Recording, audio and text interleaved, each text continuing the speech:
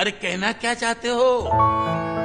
2009 চনৰ পৰা সামাজিক মাধ্যমত বহুল প্ৰচাৰিত সংলাপ বিভিন্ন মিম বিভিন্ন অবান্তৰ কথা বতৰা বুজাবলৈ ব্যৱহাৰ কৰা এই বিখ্যাত সংলাপ তিনি কৰিছিল এই বিশেষ ব্যক্তিত্বৰ মুখেৰে স্বভাৱত ধীৰ গম্ভীৰ পাঠ্যপুথিৰ জ্ঞানেৰে পৰিপুষ্ট মেকানিকেলৰ প্ৰফেসৰৰ চৰিত্ৰটিৰ এই সংলাপেই ৰাজকুমাৰ হিৰানীৰ যুগান্তকাৰী সিনেমা 3 ইডিয়েটছৰ হল ঘৰত খিলখিলনি তুলিছিল এপলকৰ বাবে মিষ্টাৰ পাৰফেকশনিষ্ট আমিৰ খানকো যেন নিষ্প্ৰভ কৰি তুলিছিল অভিনেতাজনে 1980 চনৰ পৰাই সিনেমা যাত্ৰা চলাই যোৱা বৰ্ষীয়ান অভিনেতাজন নতুন প্ৰজন্মৰ মাজত জনপ্ৰিয় হৈ পৰিছিল এই সংলাপেৰেই अरे कहना क्या चाहते हो এই প্ৰশ্নটো সুধিবলৈ আৰু উভতি নাহে অভিনেতাজন মৃত্যুৰ শীতল কোলাত শুই পৰিল কঠোৰ প্ৰফেসৰ অচ্যুত পোদ্দাৰ 91 বছৰ বয়সত জীৱন নাটৰ কল্যাণ গালে অভিনেতাজনে অভিনেতা হিচাপে পৰিচিতিৰ পূৰ্বে অচ্যুত পোদ্দাৰে আগবঢ়াইছিল দেশ মাতৃৰ বাবে সেৱা ভাৰতীয় সশস্ত্ৰ বাহিনীৰ জোৱান হিচাপে কৰ্মৰত আছিল পোদ্দাৰ পিছলৈ ইণ্ডিয়ান অইলতো কৰিছিল চাকৰি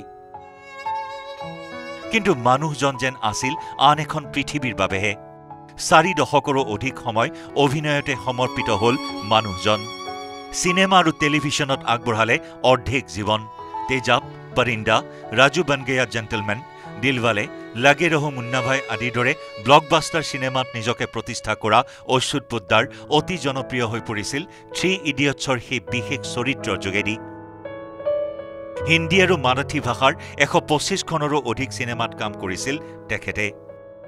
অভিনয় জগতৰ নিষ্ঠাবান কৰ্মী হিচাপে পোদ্দাৰৰ অৱদান অপৰিসীম ক্ষণিকৰ বাবে পৰ্দাত ওলায়ো দৰ্শকৰ মনত ছাপ পেলাই যোৱা অভিনেতা বাৰ্ধক্যজনিত জটিলতাই স্থবিৰ কৰিছিল জীৱন যাত্ৰা থানেৰ জুপিটাৰ হাস্পতালত শেষ নিশ্বাস ত্যাগ কৰিলে প্ৰখ্যাত অভিনেতাজনে থানেত অনুষ্ঠিত হল অভিনেতাজনৰ অন্ত্যেষ্টিক্ৰিয়া মানুহজন গলগৈ কিন্তু সময়ে সময়ে যেন সকলোৰে মনত তোলা দি যাব এই ব্লকবাষ্টাৰ সংলাপ अरे कहना क्या चाहते हो news desk report news 18 Assam north east আপুনি বিচৰা বাতৰি পাব কেৱল নিউজ 18 এপত নিউজ 18 এপ ডাউনলোড কৰিবলৈ স্ক্যান কৰক এই QR কোড গুগল প্লে ষ্টৰতো পাব এই নিউজ 18 এপ अरे कहना क्या चाहते हो 2009 চনৰ পৰা সামাজিক মাধ্যমত বহুল প্ৰচাৰিত সংলাপ বিভিন্ন মিম বিভিন্ন অবান্তৰ কথা বতৰা বুজাবলৈ ব্যৱহাৰ কৰা এই বিখ্যাত সংলাপ তিনি কৰিছিল এই বিশেষ ব্যক্তিত্বৰ মুখেৰে স্বভাৱত ধীৰ গম্ভীৰ পাঠ্যপুথিৰ জ্ঞানেৰে পৰিপুষ্ট মেকানিকেলৰ প্ৰফেসৰৰ চৰিত্ৰটিৰ এই সংলাপেই ৰাজকুমাৰ হিৰানীৰ যুগান্তকাৰী সিনেমা 3 ইডিয়েটছৰ হল ঘৰত খিলখিলনি তুলিছিল এপলকৰ বাবে মিষ্টাৰ পাৰফেকশনিষ্ট আমিৰ খানকো যেন নিষ্প্ৰভ কৰি তুলিছিল অভিনেতাজনে 1980 চনৰ পৰাই সিনেমা যাত্ৰা চলাই যোৱা বৰ্ষীয়ান অভিনেতাজন নতুন প্ৰজন্মৰ মাজত জনপ্ৰিয় হৈ পৰিছিল এই সংলাপেৰেই अरे कहना क्या चाहते हो এই প্ৰশ্নটো সুধিবলৈ আৰু উভতি নাহে অভিনেতাজন মৃত্যুৰ শীতল কোলাত শুই পৰিল কঠোৰ প্ৰফেসৰ অচ্যুত পোদ্দাৰ 91 বছৰ বয়সত জীৱন নাটৰ কল্যাণ গালে অভিনেতাজনে অভিনেতা হিচাপে পৰিচিতিৰ পূৰ্বে অচ্যুত পোদ্দাৰে আগবঢ়াইছিল দেশ মাতৃৰ বাবে সেৱা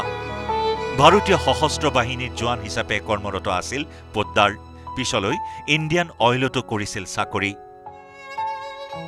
কিন্তু মানুহজন যেন আছিল আন এখন পৃথিৱীৰ বাবেহে 4 দশকৰো অধিক সময় অভিনয়তে সমৰ্পিত হল মানুহজন সিনেমা আৰু টেলিভিছনত আগবঢ়ালে অৰ্ধেক জীৱন তেজাব পৰিন্দা ৰাজু বন গয়া জেন্টলমেন দিলৱালে লাগে ৰহো মুন্না ভাই আদিৰ দৰে ব্লকবাষ্টাৰ সিনেমাত নিজকে প্ৰতিষ্ঠা কৰা অচ্যুত পোদ্দাৰ অতি জনপ্ৰিয় হৈ পৰিছিল 3 ইডিয়েটছৰ সেই বিশেষ চৰিত্ৰৰ যোগেদি হিন্দী আৰু মাৰাঠী ভাষাৰ 125খনৰো অধিক সিনেমাত কাম কৰিছিল তেখেতে অভিনয় জগতৰ নিষ্ঠাবান কৰ্মী হিচাপে পোদ্দাৰৰ অৱদান অপৰিসীম ক্ষণিকৰ বাবে পৰ্দাত ওলায়ো দৰ্শকৰ মনত ছাপ পেলাই যোৱা অভিনেতা বাৰ্ধক্যজনিত জটিলতাই স্থবিৰ কৰিছিল জীৱন যাত্ৰা থানেৰ জুপিটাৰ হাস্পতালত শেষ নিশ্বাস ত্যাগ কৰিলে প্ৰখ্যাত অভিনেতাজনে থানেত অনুষ্ঠিত হল অভিনেতাজনৰ অন্ত্যেষ্টিক্ৰিয়া মানুহজন গলগৈ